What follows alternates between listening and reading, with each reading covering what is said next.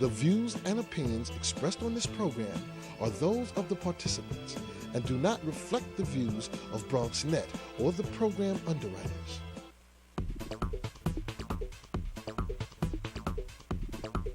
BronxNet. Your voice, your views, your vision.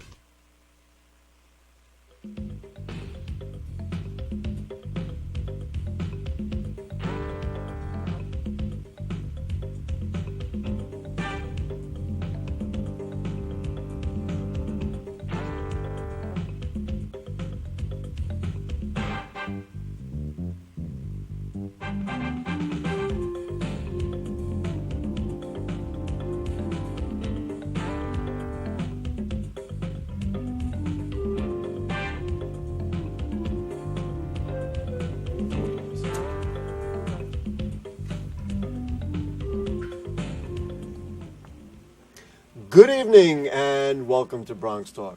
Tonight we present a remarkable history lesson about a plot of land in Hunts Point in the Bronx. The colonial estate of the Hunt, Leggett, and Willett families had been restored decades ago, but left unrestored were burial grounds where these colonial masters buried their slaves. It's been the mission of tonight's guests, along with the children of PS 48, to investigate and explore the history of this slave burying ground and use it as an educational tool, and also to write the stories of these forgotten men, women, and children back into our community history. It's a fascinating project that cuts to the core of this borough's varied and rich history. We have photos to show tonight, and of course lots of interesting talk about the Bronx, past, present, and future. If you'd like to weigh in with questions or comments, and of course we welcome them, give us a ring at 718-960-7241. You can also email them to us at bronxtalk@hotmail.com, and we'll read them on the air during a future edition of our program. For now, in our studio, the project director of the Teaching American History grant that supports the project, my old friend Phil Panaritis. Good evening. Thank you for joining us. Thank you, Gary. Great to have you. And a co-founder of the project, also a teacher at PS 48, it's Justin Zarka. Good evening, Mr. Zarka. Thank you. Good evening. Thank you for having us. Mr. Panaritis, let's start with you. So what happened here? Give us the brief history of how we're at a point now where we have a burial ground that is literally covered over by a park. Well, Gary, it started with a photograph that we looked at. We found from the Museum of the City of New York, a new one that they had put online, and we were ready to send that out to teachers as part of their weekly allotment of Bronx history. And the photograph says slave burying ground, and that was it. So we were intrigued. We didn't know where it was. We started doing research, and the first place we went to the curator there, and we were able to find out that it's from 1910, no photographer, and it's on a place called Hunts Point Road. That's one of the photos we're going to look at? That's one of the photos. Okay, That not yet. We're going to get to it, but go ahead. That started it. So then began Justin and I really bringing other people in a period of research where we found that Hunts Point Road didn't exist. It had changed to Hunts Point Avenue, so now we're on the track of, and everyone we talk to say, no, we don't know about that, or else there were plenty of places like those. Why are you worrying about this one? So we continued, we persevered, and eventually we were able to use, thinking like historians, I hope, we're able to make a pretty educated guess as to where we thought the Hunts Point Slave Burial Ground was located. And we're proud that a year and a half later... And when was this process about? This began, Justin and I began working on it in our spare time 2 years ago. Okay. Mm-hmm. And I want to add one bit.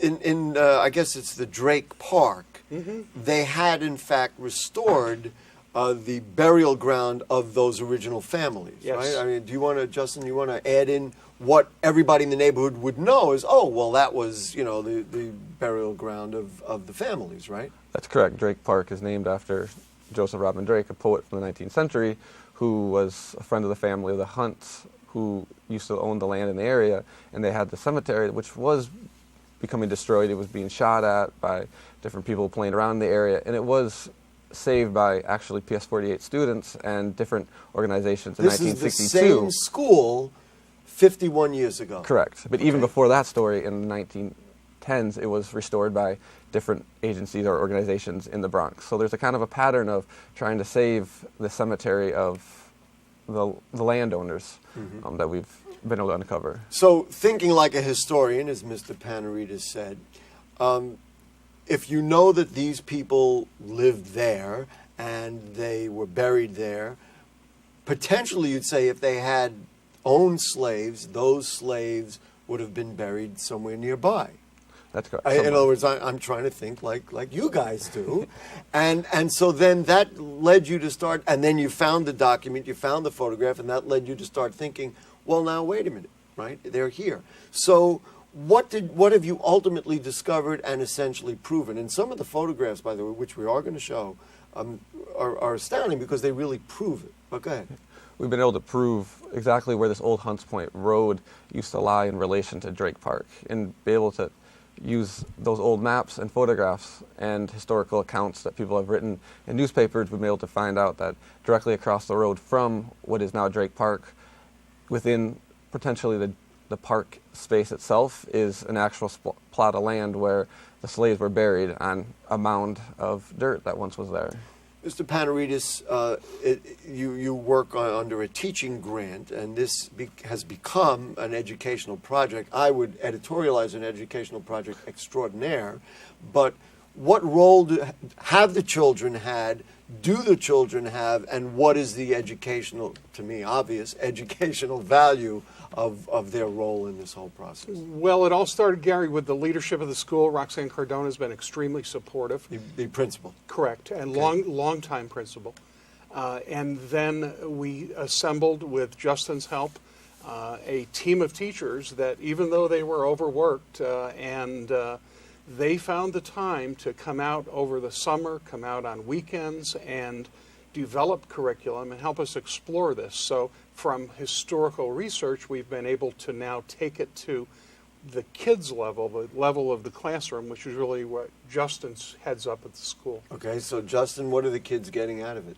They're getting a lot out of this project. From the beginning, when we looked at the project through the educational lens with our students who are between the ages of 5 and 10, 11 years old, was having them, like you said, think as historians, trying to provide opportunities, authentic opportunities for students to become part of those roles that adults have in the world. Some of those roles are historians, some of those are researchers. And from a young age, showing these students that you can do this kind of work yourselves. And so students have engaged in looking at old documents closely. They've been using archival gloves to practice the different techniques that someone in a museum would use when they analyze history.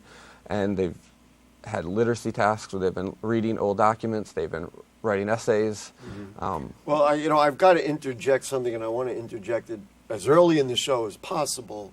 As I understand from reading the website, and we have all the information we're going to put up for you, the original colonial house was restored, but for whatever reason, and I think the reasons are obvious, this area was paved over and they put a park on top of this particular area. Is it, I don't know which one of you or both of you can address this, it's plain and obvious that these human beings, as their rights as human beings were ignored in life, their rights were also ignored, and their respect was also ignored in death, and they were paved over. Is that what happened? Well, one of the reasons that the teachers were so keen, and that the principal and all the adults associated with it have been so keen to pursue it, is it's really a project about social justice, too. A project about looking at something horrible that was done, not just slavery, which is horrible enough, but the fact that their remains were obliterated right next to a park, and trying to, at least, at minimum, and we're proud to say this is a step we think we've taken already, begun to write them back into history. The fact that they lived, the fact that they were buried there, and the fact that this is how they were treated. And I think that's part of all our community history there. What do the kids say about it? They're undoubtedly as horrified or more so than we are. They're surprised, and they're surprised. They have a lot sure. of candor when it comes up. And I'm sure. I mean, one of the first words this spring when some of us were teaching some lessons with students was, one student goes kind of just, when her limited English, she goes, "This sounds like discrimination." And it was something that none of us had said to her. It was something that just had come out of her prior experiences. And that was one of those opportunities we realized this is a chance for these students to become advocates for what's important. To define what is actually going on. One other question, I think I'm going to have to ask Mr. Panaridis this, because you're a teacher, he's a bit more of an administrator. Is it possible to weave these into very strict curriculums now? And are teachers taking a chance with the test scores, and I'm sorry to be so political, and everything else that they're really pressured to do because they're doing this? Well, or is it incorporated properly so that the powers that be are not going to say to stop doing this wonderful project?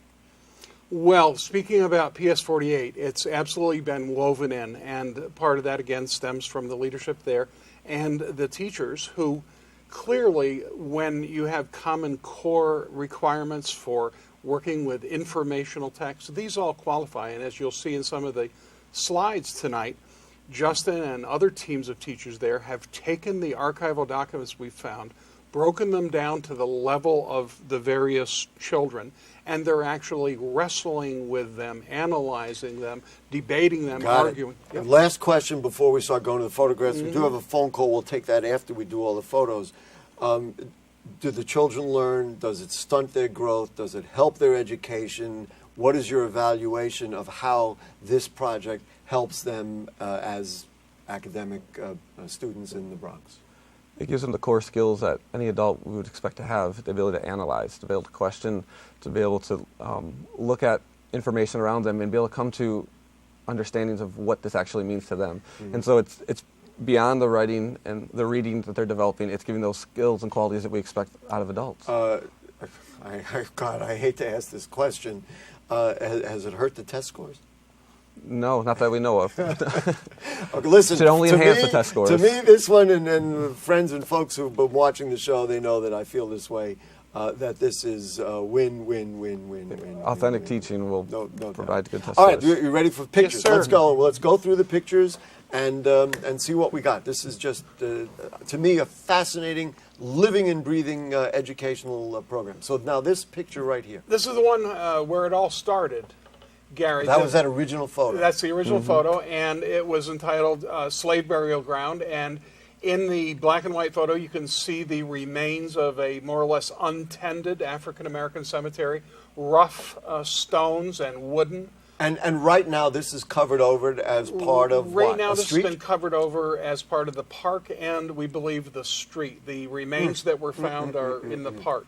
Okay. So that's looking to Soundview and the mouth of the Bronx River. I want to add one thing. I spoke to the Bronx Borough historian before this, and he said that this is an exception in the Bronx, and that slavery in the Bronx existed, but this was one of the largest examples of it. That the people, the Hunts and the Willets and the Leggetts, were the richest and largest slave owners, that we don't have as many of these around the Bronx, potentially, as you might in other places. Just a point of history. All right, next, what do we got?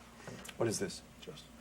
This is the Hunts Point Mansion. This is the original Hunt family. This was their house on the Planting Neck down at the end of what was Hunts Point. About what era is this photograph? This is from early 1900s, 1910 or so. And where did you find these documents? These ones, Gary, are on the Museum of City in New York and the New York Public Library websites, all public access. Okay, let's do it. What is this? This is the restored, one of the many times that the Joseph Rodman Drake Cemetery, for lack of a better word, the master cemetery. This was the cemetery that Correct. I said that they had Correct. spent the time, they spent the money, Right. based on the kids from PS48 in the early 60s. Correct. That's what they did. And right across the road, within 30 feet of here, they would have seen the cemetery for the African Americans. Do you think they covered it over knowing that it was there? That's something that we may never know. A lot of the records have been lost, but it's certainly interesting to speculate about. But by the way, in my conversation with Professor Alton, who's the Bronx Borough historian, he just completed a book on blacks in colonial Bronx, and so I haven't read it. Great but I primary think sources. I told him you're coming back, and we'll do part 2. Go ahead. What's next? What do we got? This is? Go ahead, Justin.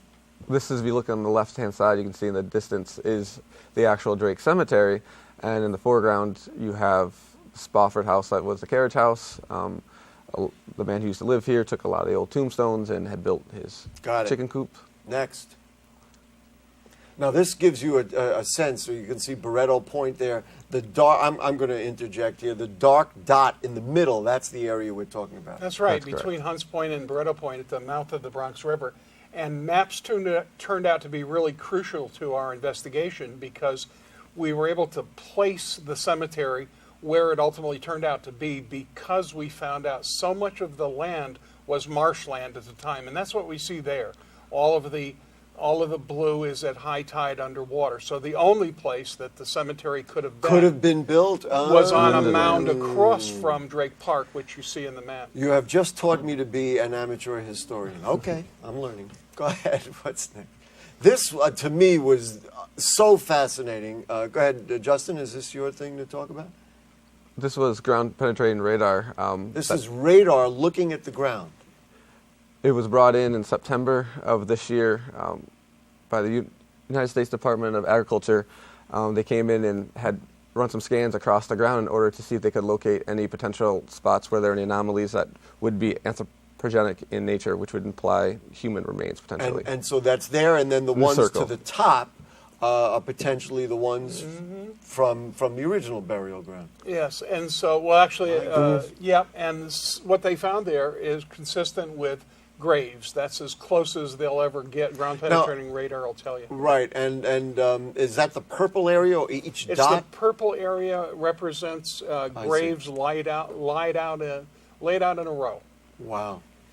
I almost feel like standing up and applauding. This is tremendous. Go ahead. We were fortunate to have this outcome. They easily could have been a little lower, not where we thought they were. We could have been wrong. Who paid for it? Actually, they did soil sampling and testing at the Hunts Point school, at Justin's school, and this was part of it. So this was on the USDA dime. This would have cost the project $8,000 to $10,000. But they took care of it. Well, okay, next. Let's go. This, I'm just going to interject. This is the plaque from the original. You can see at the bottom right, it says April 12, 1962. So that was the original job done by the Joseph Rodman Drake School, PS 48. That's correct. And the goal is now to come back and have our students close the loop with a new the rest one. Of the people. Correct. Bring it up to date. All right, next. Now, these are the photos that I can't get enough. So what we did, Gary, is that we took a lot of the archival photographs, and through our program we were able to get them laminated and get them in the hands of teachers. And Justin's really the one that should talk about this because his children are piloting it with actually that photograph of the cemetery. So there's the photograph. Yep, let's keep going. Go to the next one. And this, Justin, is? These are the students who've gone on a field experience. They've come down to Drake Park itself, and they are investigating different tombstones that they find within the current Drake Park. They've explored in the classroom already, so they're going down and trying to find the tombstones. By a show of hands, parents, how many of you would like to have your children working on a project like this instead of sitting in the classroom trying to figure out some problem that was presented? Anyway, go ahead. I'm sorry, I can't help it. This, to me, is so alive and rich. Here's a teacher. We've taken several groups of teachers, both from the school. We worked with them all summer, and then from other parts of the Bronx have come there. She's making a wax rubbing of one of the old brownstone inside the cemetery. Wow. Keep going. Oh, these I love. These are our kids, ladies and gentlemen, Bronx kids. And why the white gloves? White gloves was a way of providing students an opportunity to realize how people in the world actually do their jobs. If you go to a museum, if you're looking at archival records, you'd have to protect those materials, and these kids had to take very good care of the materials that Phil has donated to us. And so they have some respect for it. Exactly. Tremendous. Keep going. Bronx kids. And the other thing which you didn't mention is a vital skill. They're working together. They are. Strategizing together, talking to each other, having some, everybody's got to participate. It's tremendous. It proves that if you put kids together in an authentic project, they'll find engagement, they'll be excited, and they will work together. And then when they become adults, guess what happens? There you go. There you go, next. Same kind of thing. Look at, and here they're just trying to equate the maps with reality. Exactly, orienting these maps. The other message here, Gary, is that history isn't something that just happens in treaties and big cities and down in Manhattan. History happened here where we live, and where we live is important. Got it. Next. This is my absolute favorite picture. I just love this photograph. It's obvious what's going on here. You want to add something to it? The students would agree with you. It's one of their favorite images as well.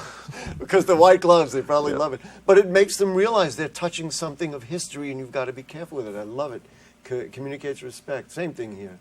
The beauty of that, too, is you see all the children are working on customized templates that Justin and the other teachers designed that are consistent with the Common Core, consistent with all of the requirements in education today. Where are the people with education awards? Let's get that to you guys. All right, next. This I love. What is this?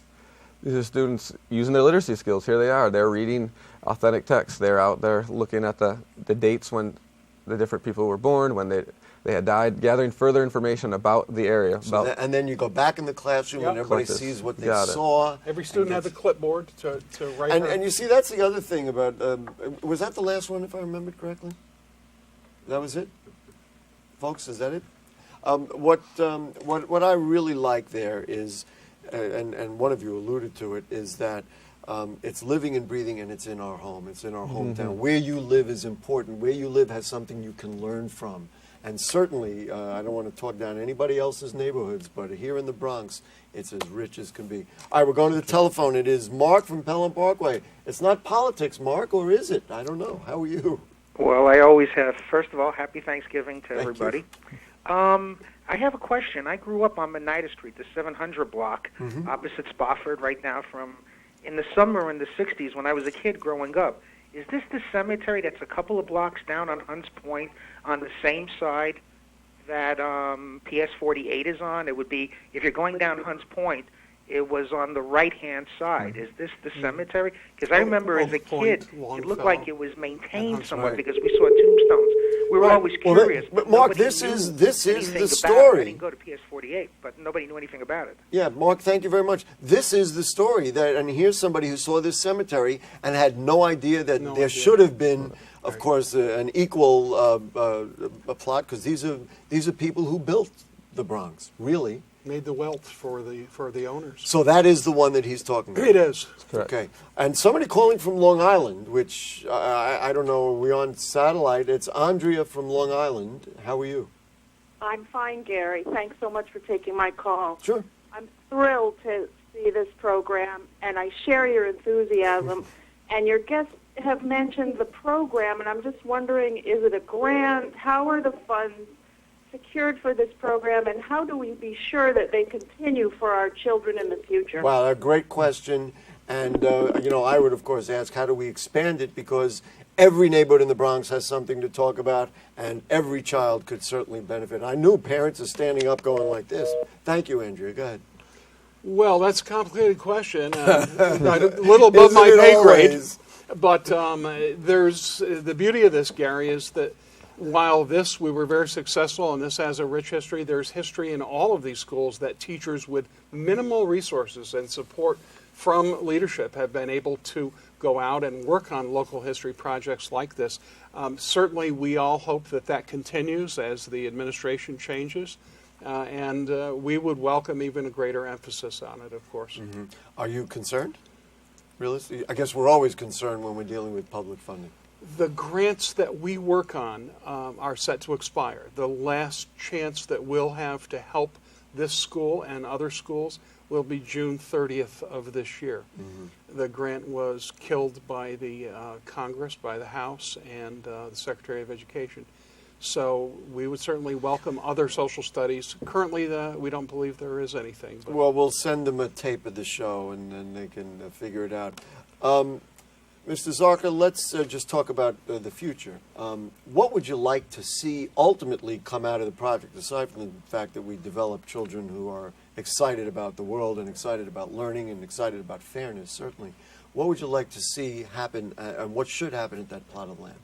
Well, there may be elementary school students. At PS48, we look for the long term, and the goal is to imagine and know that we'll have students who are adults who are advocates for their neighborhoods, for their history, and for the social issues that are important to them that they have defined through the research that they've done. More specifically on that plot of land, what should happen? And on that plot of land, we'd hope to see some kind of permanent memorial that is there that recognizes those who've worked and toiled in New York City but have been forgotten, have been obliterated. And beyond that, that our school continues to maintain that cemetery and the cemetery that's still there. This is our neighborhood, this is our park, and the students should have an opportunity to maintain that area.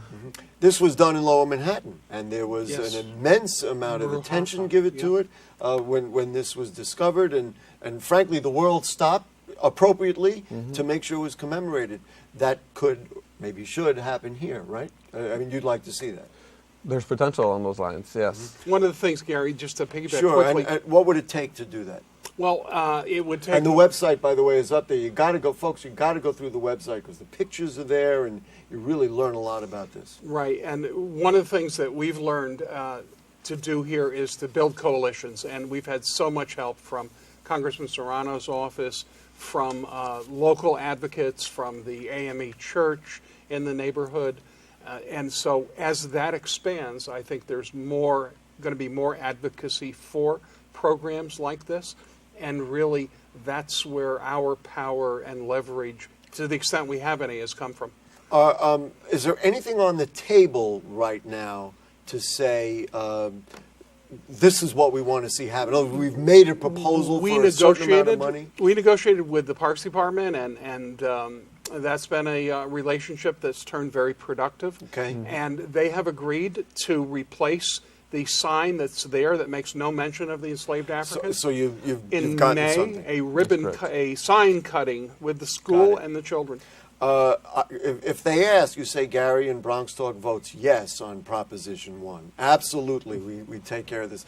Phil Panaritis, thank you for your passion, for your knowledge and working with our kids. And on the front lines, Justin Zarka at PS48, thank you for educating our children and really all of us about an important part of our history and trying to remember people who should be remembered in the Bronx. Thank you. Folks, if you have further questions or comments on anything you heard on tonight's show or anything going on in the Bronx, you email them to us at bronxtalk@hotmail.com or post them on our Facebook page, and we'll read them on the air during a future edition of our program. Also, please become a fan of Bronx Talk on Facebook.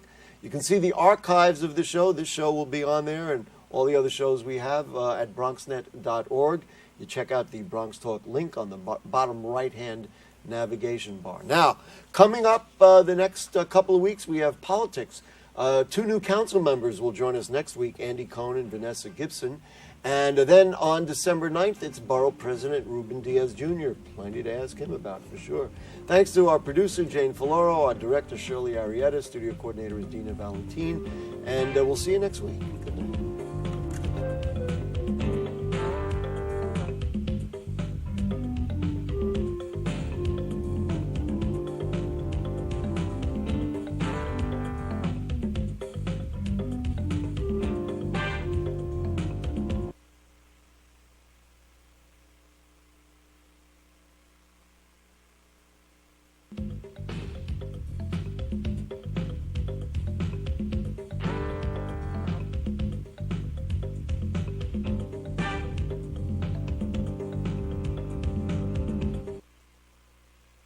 Know what?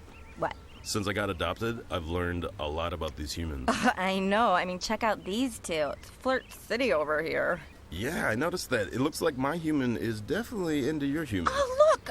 I think she's getting his number. Nice. Your human's got some sweet moves. Takes after his dog. Oh, look, they're doing that thing where they put their arms around each other. She kicked up a leg. It's like in the movies. That's awesome.